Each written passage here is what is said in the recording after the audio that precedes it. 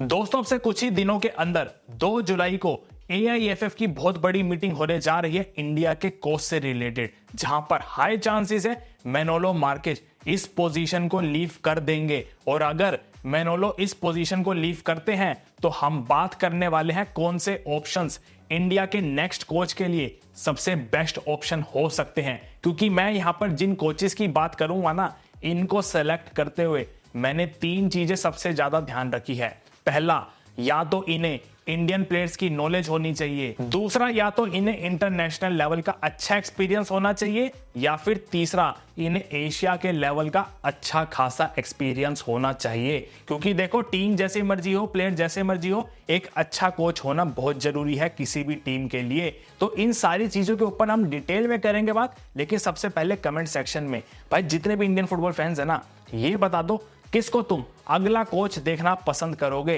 तुम्हारे हिसाब से कौन सा कोच सबसे बेस्ट ऑप्शन होगा इस इंडिया की टीम के लिए। सारे नाम कमेंट सेक्शन में बता सकते हो। और साथ में भाई आप लोगों से रिक्वेस्ट है, जिसने भी चैनल को सब्सक्राइब नहीं किया ना, चैनल को भी सब्सक्राइब कर दे करो यार। आप लोग सब्सक्राइब करते हो ना तो भाई बड़ा अच्छा लगता है दिल को। ठीक है, अभी देखो यहां से ना 1 बाय 1 हर कोचेस के ऊपर मैं बात करता हुआ चलूंगा जिनको मैंने सेलेक्ट किया है। रैंकिंग नहीं दी है मैंने अपनी तरफ से, बस नंबर वाइज बात करता हुआ चलूंगा। तो सबसे पहले नंबर 6 से मैं स्टार्ट करता हूं। तो यहां मेरे लिए आ रहे हैं क्रोएशियन कोच पीटर सैगर्ट। भाई देखो, पीटर सैगर्ट के ऊपर अगर मैं बात करूं ना, ये इतनी इंटरेस्टिंग प्रोफाइल है ना, जिसका मेरे को आज तक समझ नहीं आया कि इंडिया से AIFF ने इनको अप्रोच कैसे नहीं किया अभी तक। क्योंकि अगर मैं इनकी बात करूं ना, इनके अचीवमेंट्स को एक बार ध्यान से सुनना। साल 2006-07 में जॉर्जिया की जो यूरोपियन टीम है, उनके यूथ सेटअप में इन्होंने काम किया। वहां के जितने भी यूथ प्लेयर्स थे, अब चाहे वो अंडर 17 हो, 18 हो, 19 हो, 20 हो, 21 टीम के ये कोच रहे थे, मैनेजर रहे थे। उस पर वो यूथ सेटअप को, जॉर्जिया के यूथ सेटअप को पीटर सैगर्ट ने संभाला था। ठीक है, वहां से जॉर्जिया में इतना अच्छा काम करने के बाद इनको जब एशिया में लाया गया, तो एशिया में साल 2015 में ये अफगानिस्तान की टीम के कोच बने थे। ठीक है, उस अफगानिस्तान की टीम का कोच बनने के बाद ना, पीटर सैगर्ट ने अफगानिस्तान की टीम के साथ इतने अच्छे खासे मैचेस जीते और उनको साफ के फाइनल में भी ले गए थे, जहां पर इंडिया से इनको हार का सामना करना पड़ा था। लेकिन मेन बात अब ये आ जाती है, अफगानिस्तान के बाद ना जब ये मालदीव्स की टीम के हेड कोच बने, क्योंकि ये एशिया में ही घूम रहे थे सारे हेड कोचेस के अंदर। ठीक है, जब मालदीव्स के ये हेड कोच बने ना, तो मालदीव्स की टीम उससे पहले लगभग 300 दिनों से एक भी मैच जीती नहीं थी। और जैसे ये मालदीव के हेड कोच बने ना, पहले ही मैच में मालदीव की टीम ने भूटान को 7-0 की स्कोर लाइन से हराया था। और मजे की बात तो अब बताता हूं, उस मालदीव की टीम को ये एक बार फिर साफ के फाइनल में ले गए थे, साफ चैंपियनशिप। और फाइनल में फिर सामने कौन थी? इंडिया की टीम। और इस बार क्या किया, 2018 के साफ चैंपियनशिप में इन्होंने मालदीव की टीम से इंडिया को 2-1 की स्कोर लाइन से हरा दिया, सबको हैरान करते हुए। जहां पर इंडिया क्लियर फेवरेट थी, तो वहां पर मालदीव की टीम से इन्होंने 2-1 से साफ चैंपियनशिप जीत ली थी। और उस मालदीव के साथ इन्होंने बहुत अच्छे खासे रिजल्ट लिए थे। अब पीटर सैगर्ट की इन सारी परफॉर्मेंसेस को देखते हुए ना, तजाकिस्तान की इनके ऊपर नजर पड़ी। तजाकिस्तान ने 2022 में पीटर सैगर्ट को अपना कोच बना दिया।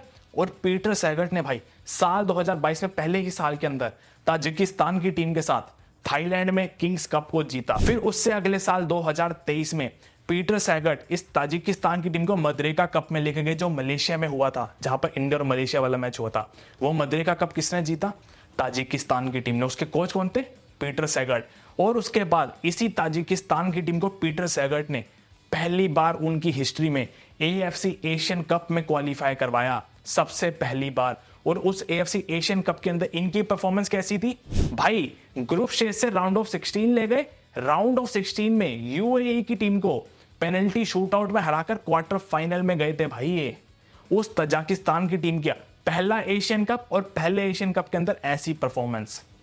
तब तुम बताओ भाई, पीटर सैगर्ट एक कैसी प्रोफाइल है इंडिया की टीम के लिए। शायद मैंने इतनी चीजें बता दी, अब तुम्हें शायद ज्यादा सोचने की जरूरत नहीं पड़ेगी, क्योंकि इंटरनेशनल एक्सपीरियंस जो इनके पास है, एशिया के अंदर का जो एक्सपीरियंस इनके पास है, कम रिसोर्सेज अवेलेबल रहते हुए जो ये काम करना जानते हैं। और मैं मानता हूं अगर ये इंडिया के लिए अप्लाई करते हैं तो डेफिनेटली इंडिया की चाहे जैसी मर्जी टीम हो, ये रिजल्ट निकाल देंगे। तो तुम बताओ पीटर सैगट एक कैसी प्रोफाइल हो सकते हैं इंडिया की टीम के लिए। वहीं अगर मैं नंबर 5 पे जिस कोच की बात करने जा रहा हूं तो यहां पर मैं बात कर रहा हूं south Korean coach Kim Do हुन की।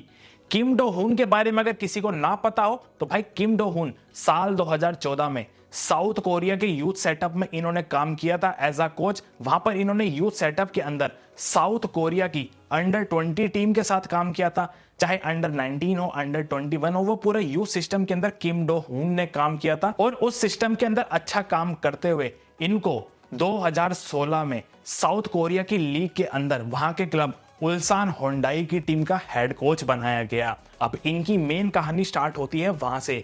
उल्सान होंडाई की टीम के साथ साल 2017 में इन्होंने साउथ कोरिया में एफए कप जीता। ठीक है, 2017 में एफए कप जीता। उसके बाद 2020 में उसी उल्सान होंडाई की टीम के साथ इन्होंने एएफसी चैंपियंस लीग का खिताब जीता, जहां पर सारे जापान के क्लब थे, बड़े बड़े क्लब्स थे। वहां पर उल्सान होंडाई की टीम के साथ किम डो हुन ने एएफसी चैंपियंस लीग का खिताब जीता। उसके बाद इनकी परफॉर्मेंस को देखते हुए साल 2021 में इनको सिंगापुर के क्लब एलसी सेलर्स का हेड कोच बनाया गया। और फिर वहां पर क्या हुआ, पहले ही सीजन में सिंगापुर की प्रीमियर लीग इन्होंने जीती और उसी टीम के साथ इन्होंने वहां की कम्युनिटी शील्ड भी जीती। ठीक है, यह सब देखते हुए साल 2024 में किम डो हुन को साउथ कोरिया की मेन सीनियर टीम का हेड कोच बनाया गया, सिर्फ क्वालिफाइंग मैचेस के लिए as a caretaker manager. और उन 2 मैचेस में FIFA World Cup qualifier matches थे वो जून में। वहां पर इन्होंने क्या किया, साउथ कोरिया ने पहला मैच खेला सिंगापुर के साथ, साउथ कोरिया ने वो मैच जीता 7-0 की स्कोर लाइन से।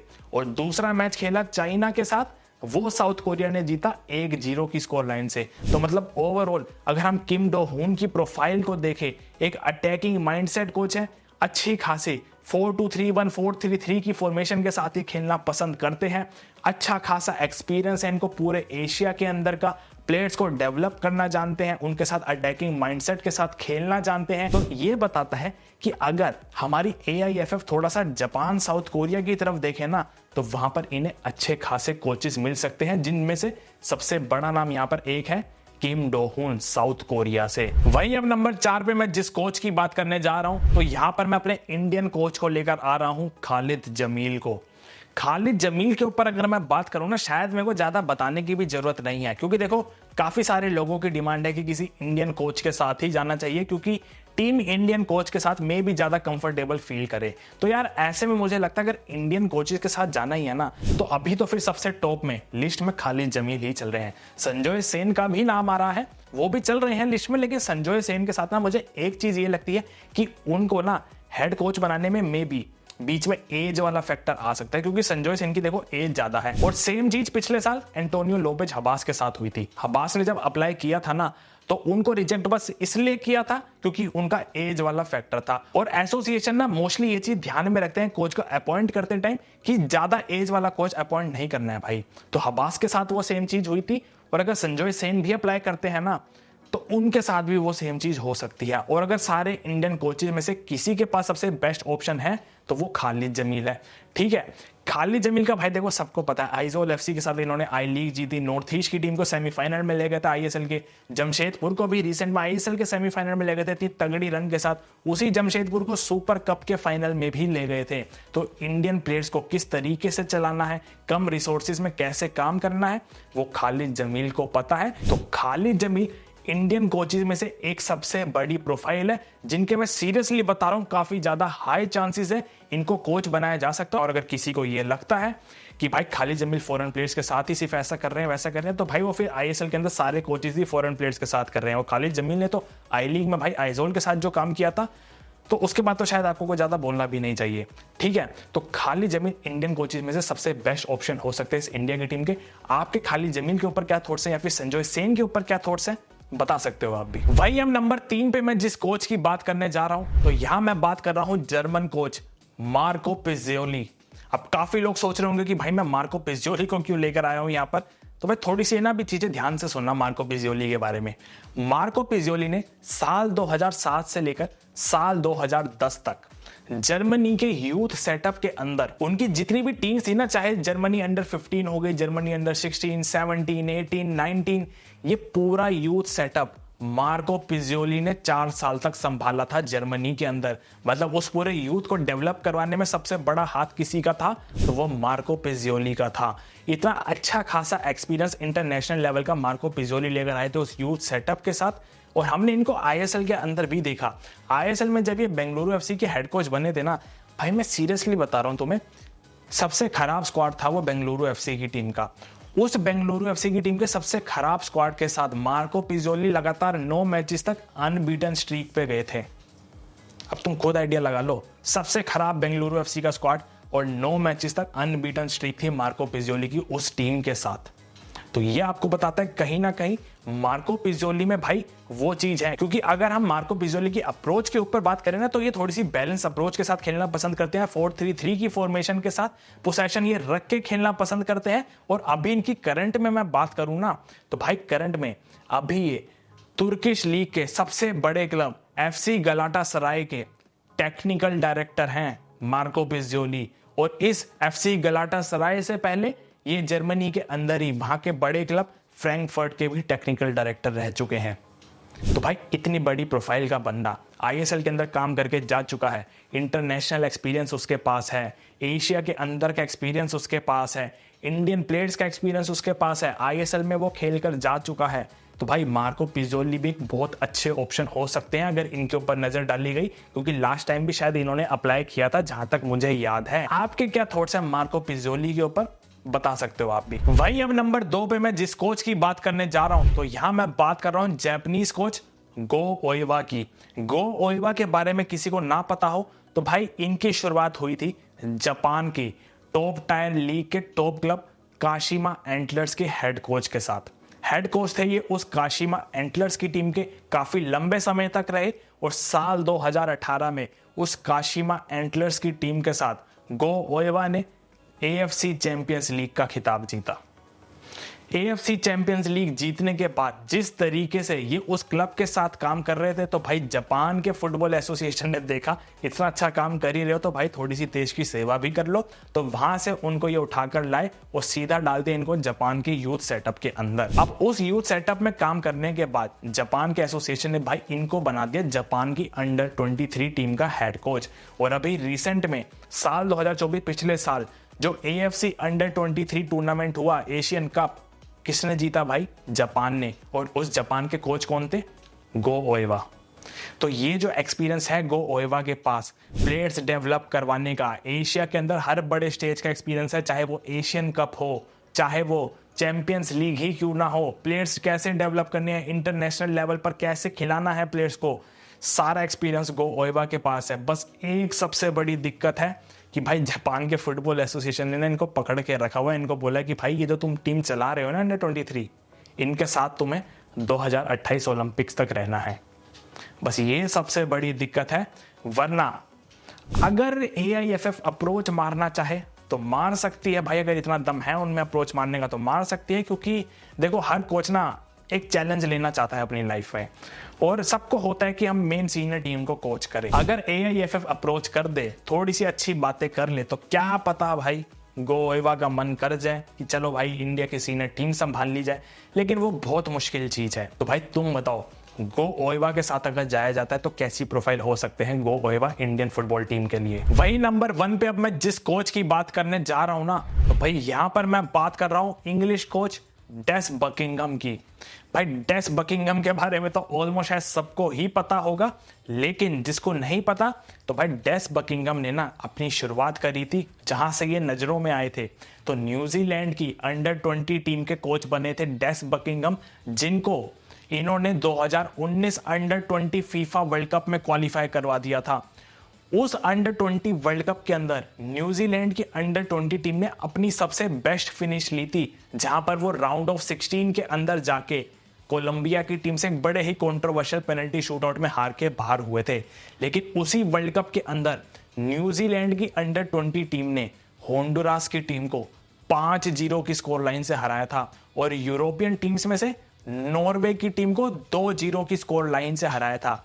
न्यूजीलैंड की ऐसी परफॉर्मेंस को देखते हुए ना वहां के फुटबॉल एसोसिएशन ने डेस बकिंगम को अंडर 23 टीम का हेड कोच बना दिया और उस अंडर 23 टीम के साथ इन्होंने पैसिफिक गेम्स में जाकर गोल्ड मेडल जीता था। और वहां से उस परफॉर्मेंस को देखते हुए इन्होंने न्यूजीलैंड की अंडर 23 टीम के साथ 2020 टोक्यो ओलंपिक में क्वालिफाई किया और ओएफसी चैंपियनशिप भी इन्होंने जीती थी उस अंडर 23 टीम के साथ। तो डेस बकिंगम में सबसे पहली चीज क्या आई कि इनको इतने बड़े इंटरनेशनल स्टेज का एक्सपीरियंस मिला।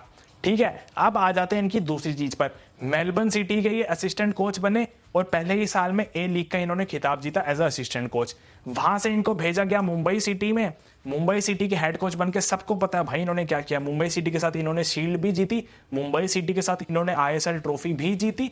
मुंबई सिटी की टीम के साथ जो इन्होंने 18 मैचेस की अनबीटन स्ट्रीक चलाई उसको कोई नहीं भूल सकता।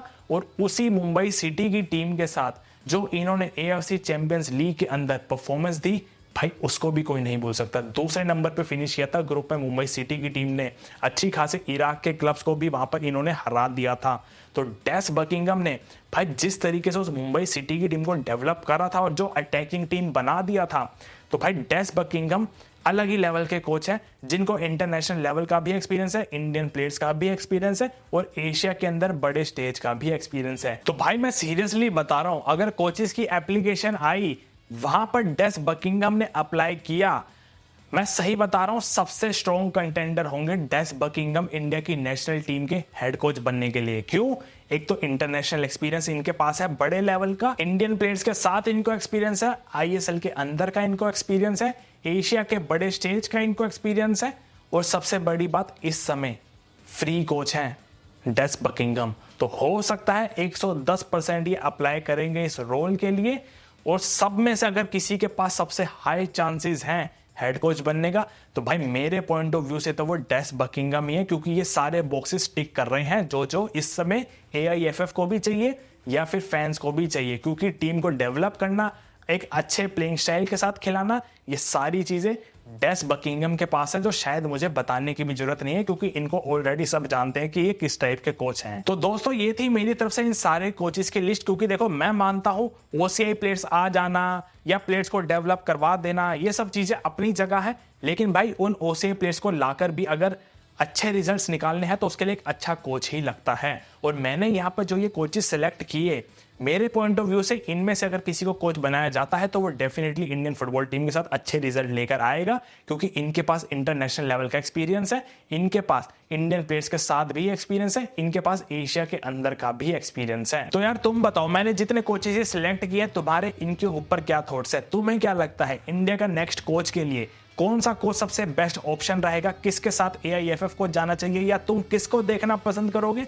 सारी चीजें कमेंट सेक्शन में बता सकते हो और मैं उम्मीद करता हूं आप लोगों को वीडियो पसंद आई होगी। वीडियो पसंद आए तो वीडियो को लाइक कर देना, चैनल को भी सब्सक्राइब कर देना ताकि आगे की वीडियोस आप लोगों के पास आते हैं। तब तक मिलते हैं अगली वीडियो में अगली कहानी के साथ। जय हिंद।